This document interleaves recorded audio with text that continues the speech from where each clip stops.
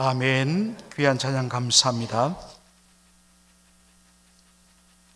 하나님의 말씀은 창세기 5장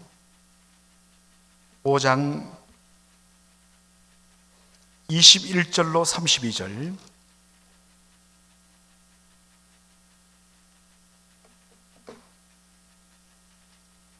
창세기 5장 21절로 32절까지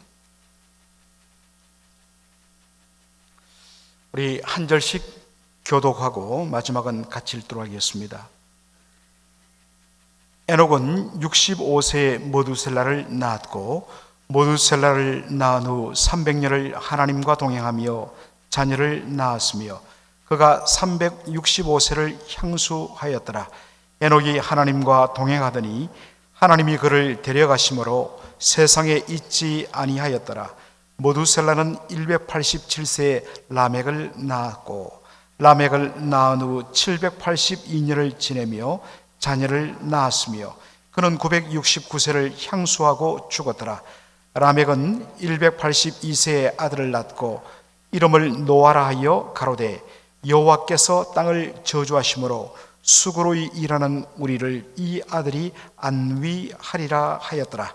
라멕이 노아를 낳은 후 595년을 지내며 자녀를 낳았으며 그는 777세를 향수하고 죽었더라. 노아가 500세 된 후에 셈과 함과 야벳을 낳았더라. 아멘. 오늘 저는 여주 동행이라는 제목으로 말씀을 전하고자 합니다. 많은 분들이 아니 목사님, 여주 동행이 도대체 무슨 말이지요?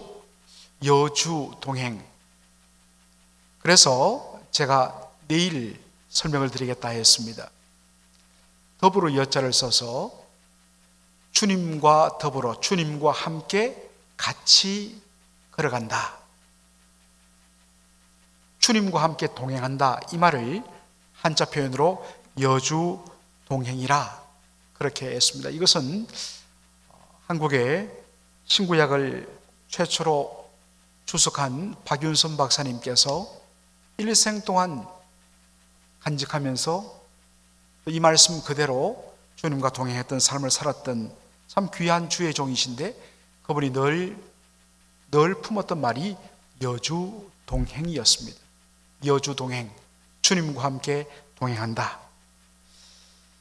에녹의 삶을 한마디로 말하면 여주 동행인데, 이것을 영어 성경에서는 주님과 함께 걸어간다, walking with God 이라는 표현을 쓰고 있습니다. 하나님이 가시는 곳에 나도 함께 가고 하나님이 멈추시는 곳에 나도 함께 멈춘, 하나님이 좋아하시면 나도 좋아하고 하나님이 죄를 싫어하시는데 하나님이 싫어하시는 것은 나도 싫어하는, 결국에는 여호와 하나님과 동행하는 것을 가장 잘 보여주는 것, 주 뜻대로 살아가는 것, 이것이 바로 어제 본문에서 말하는 주님의 임재 아래 거하는 삶, 주님의 얼굴을 구하는 삶, 주님 앞에 서는 삶, 다 연결됩니다. 그리고 이것을 가장 어떤 면에서는 명확하게 표현한 것이 시편 1편 1절로 3절이죠. 복 있는 사람은 악인의 꾀를 좇지 아니하며 죄인의 길에 서지 아니하며 오만한 자의 자리에 앉지 아니하고 오직 여호와의 율법을 즐거워하여 그 율법을 주야로 묵상하는 자로다. 바로 이것이 하나님과 함께 걸어가는, 주님과 함께 동행하는 여주 동행의 삶입니다. 자, 그런데 여러분, 오늘 본문에 보니까 에녹이 65세의 아들 모두셀라를 낳고 그로부터 300년간을 주님과 함께 동행하다가 주께서 그를 데려가심에 더 이상 이 땅에 있지 않은, 여기도 굉장히 의미가 있지만은 시간 관계상 다 전하지 못합니다. 자, 여러분, 에녹의 삶을 한마디로 요약하면 주님과 함께 동행하는 여주동행의 삶이었다고 이야기하는데, 에녹이 하나님과 함께 동행했던 에녹이 살던 시대는 어떠했을까? 자, 여러분, 오늘 저와 여러분이 함께 읽었던 이 본문의 말씀 보면 에녹에 관련되어서 주어진 말씀은 단 3절밖에 없습니다. 그리고 이 말씀 속에는 에녹이 살았던 그 시대가 어떤 시대인지를 볼 수 있는 단서가 없습니다. 그런데 신구약을 다 통틀어 보면 이 에녹에 대하여 이야기하는 말씀이 신약 성경에 한 곳 나옵니다. 바로 유다서, 요한계시록으로 말씀이 끝마치는데 바로 앞에 있는 유다서 1장 한 장으로 되어 있는 14절에 이렇게 표현되어 있습니다.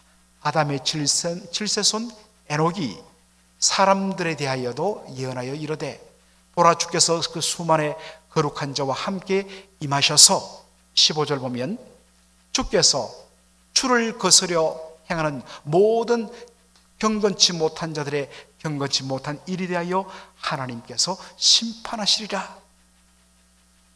그런 말씀으로 되어 있습니다. 그런데 이 에녹을 어떻게 소개하느냐? 아담의 7세손, 아담으로부터 7세대 후손이 누구냐? 에녹이라는 것입니다.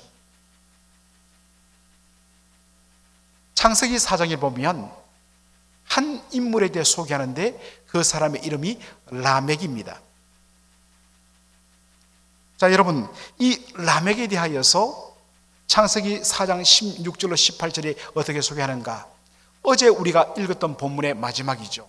가인이 여호와의 앞을 떠나가 에덴 동편 노 땅에 거하였더니 아내와 동침하니 그가 잉태하여 에녹을 낳은지라. 다른 사람입니다.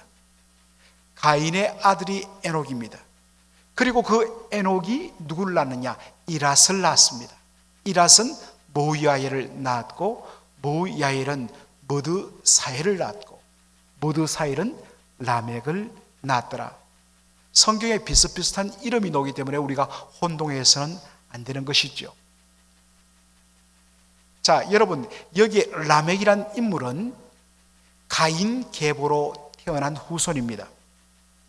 가인의 아버지가 누구죠? 아담이죠. 그러면 아담으로부터 따지면 아담, 가인, 에녹, 이랏, 모후야엘, 머드사엘, 그리고 라멕 모두 몇 대입니까? 7대죠. 아담으로부터 카운트하면 아담의 7대손이 누구냐? 라멕이라고 그랬습니다. 유다서 1장 14절에는 에녹도 아담의 7세손이라고 그랬습니다. 자, 그러면 어떻게 볼까요? 라멕이란 사람은 가인의 악한 불의한 가인의 계보를 따라 태어난 아담의 7대손이고, 그 다음에 오늘 본문에 나오는 이 에녹은 경건한 셋 계보를 따라 나타난 다윗의 7대손입니다. 똑같이 공통점은 다윗의 7대손인데 서로 계보가 다릅니다. 라멕은 불의한 가인의 계보고 에녹은 경건한 셋의 계보입니다. 자, 그런데 창세기 4장 23절로 24절을 보면 라멕이 자신의 아내들에게 이렇게 이야기합니다. 라멕이 아내들에게 이르되 아다와 실라여, 두 아내의 이름이 아다와 실라인데 이렇게 합니다. 내 목소리를 들으라. 라멕의 아내들이여, 내 말을 들으라. 나의 상처로 말미암아 내가 사람을 죽였고 나의 상함으로 말미암아 소년을 죽였다라고 이야기합니다. 라멕이 자신의 아내들, 두 아내들에게 이야기합니다. 여러분, 창세기에 하나님께서 세우신 경건한 가정은 한 남자와 한 여자가 연합하는 부부를 이루는 것으로 되어 있습니다. 그런데 라멕은 어떻습니까? 두 아내를 데리고 삽니다. 하나님께서 세우신 창조 질서, 결혼의 질서를 가장 먼저 깨뜨린 사람이 라멕입니다. 고대 세대에서 많은 아내를 거느린다는 것은 내가 얼마나 강한 그러한 돈과 권세를 가졌는가를 드러내는 수단이 되는 것이죠. 오늘도 저 중동 국가 그 석유 재벌들, 그 귀족들은 수십 명의 아내를 둡니다. 그것이 뭐냐? 내가 얼마나 많은 돈을 가지며 얼마나 이 땅에서 강한 권세를 가지고 있는가를 드러내는 수단으로.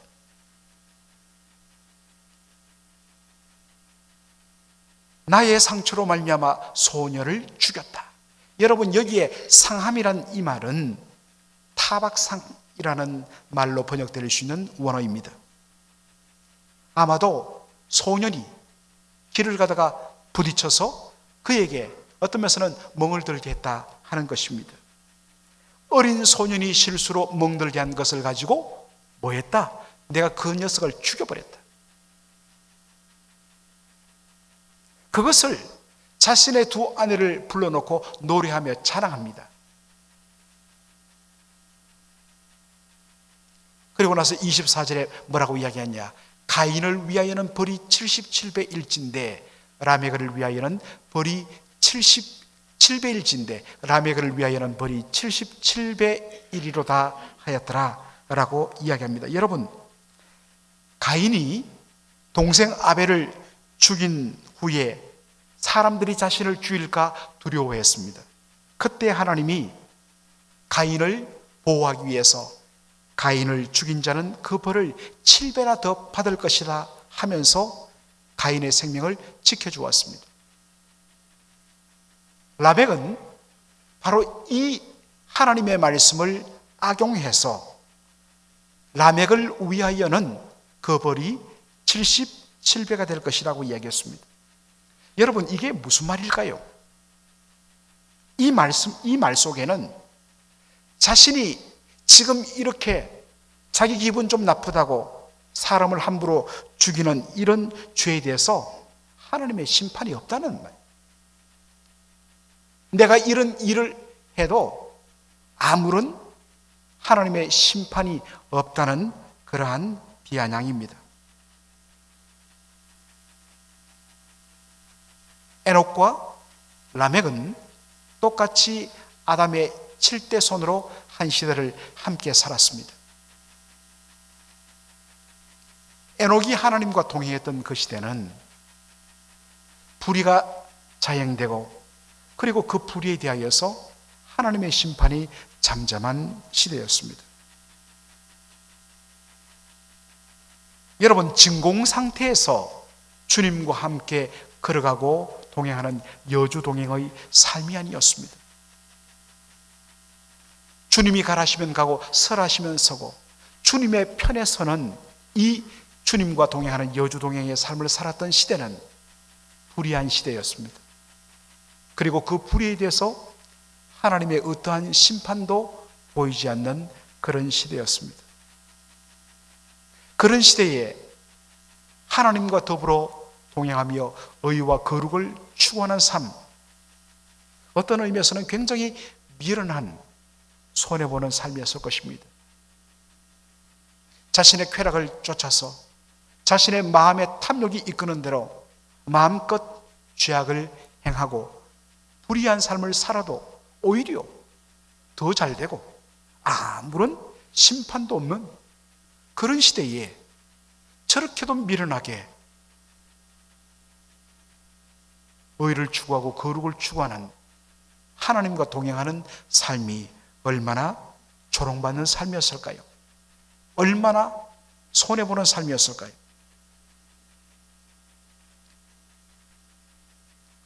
히브리서 11장 5절로 6절 보면 에녹이 바로 이 불의한 시대에도 하나님과 동행했던 이유를 이렇게 밝힙니다.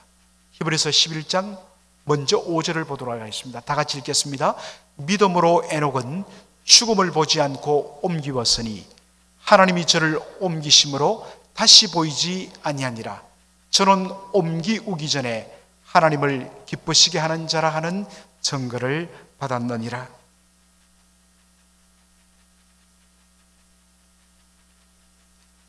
믿음으로 에녹은 하나님을 기쁘시게 하는 자라는 증거를 받았다. 그가 이렇게 살았던 것은 바로 하나님을 기쁘시게 하기 위한 삶의 초점 때문에 일어난 일로 이야기합니다. 6절 우리 한 번 더 보도록 하겠습니다. 믿음이 없이는 기쁘시게 못하나니 하나님께 나아가는 자는 반드시 그가 계신 것과 또한 그가 자기를 찾는 자들에게 상 주시는 이심을 믿어야 할지니라. 일반적으로 우리가 히브리서 11장 5절로 6절은 언제 많이 인용되고 언제 많이 설교되냐 하면 우리가 믿음으로 하나님 앞에 나와 기도하면 하나님 반드시 응답 주신다. 기도에 대한 강력한 도전의 말씀으로 이 말씀을 많이 인용합니다. 그러나 여러분, 이 히브리서 11장 5절로 6절은 물론 우리가 기도에 대한 귀한 도전을 받기도 하지만 근본 출발은 에녹이 어떻게 불의한 시대에 하나님과 함께 동행하는 삶을 살았느냐, 그것은 그의 믿음이었다 라는 것을 말해줍니다. 아무리 내가 바르게 살아도 거룩하게 살아도 하나님과 동행하면 동행할수록 손해보고, 불의한 자들은 저렇게 불의를 행하면서 하나님 부인하며 멋대로 살아도 어떤 어려움도 없고 오히려 잘 되는 이런 시대에 살아간다는 것이 얼마나 어려운 일입니까?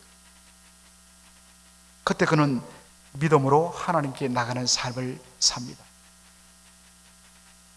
믿음이 없이는 기쁘시게 못하나니 하나님께 나아가는 자는, 이 표현 주목해야 됩니다.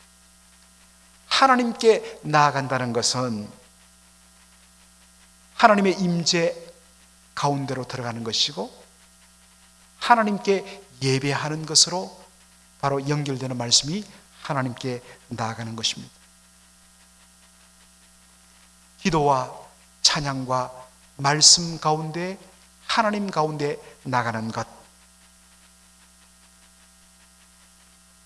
그가 이 불의한 시대에 하나님과 함께 동행하며 끝까지 의와 거룩의 삶을 추구했던 이유는 바로 하나님께 나가서 하나님의 임재 아래 거할 때에 위로부터 내리는 놀라운 은혜의 체험 때문에 그렇습니다. 그래서 우리가 하나님의 말씀 가운데, 기도 가운데, 찬양 가운데 우리가 나아가는 것이 얼마나 놀랍고 위대한 일인가를 우리가 기억할 필요가 있습니다.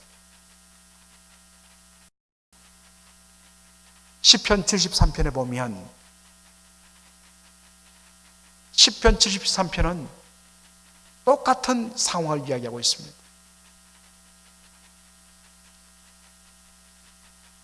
불의한 자들은 더 잘 되고 죽을 때도 평안하게 죽고 그의 후손들은 더 잘 되고 믿음으로 살려고 몸부림치며 의에 거하며 주님과 동행하는 자들은 오히려 손해보고 고통당하고 어려움만 당하는 이 불의한 현실 속에서 시편 73편의 시인은 탄식하며 괴로워하며 몸부림칩니다. 내가 이렇게 살면 뭐하나, 그런 마음이 들기도 했습니다. 그런데 시편 73편 16절로 17절에 이렇게 합니다. 이 답답한 상황들을 그가 고민합니다. 내가 어찌면 이를 알까여 생각한 적 내게 심히 곤란하더니, 그 다음에 어떻게 돼 있죠? 하나님의 성소에 들어갈 때에 저희 결국을 내가 깨달았나이다. 하나님의 성소에 들어갈 때, 하나님의 예배의 자리로 들어갈 때에, 하나님께로 나갈 때에 예배를 통하여 하나님 살아계시고 반드시 그분은 의로 공의로 심판하시며 믿음으로 이 땅을 살아가는 자의 흐르는 눈물을 닦아주시며 반드시 주께서 의로 갚아주실 그날을 믿음으로 바라보면서 하나님 살아계시다, 하나님 반드시 갚으신다, 이것이 그 그 불의한 시대 오직 믿음으로 말미암아 하나님을 기쁘시게 하는 자의 삶을 살아가는, 하나님과 동행하는 삶을 살 수 있었다는 것입니다.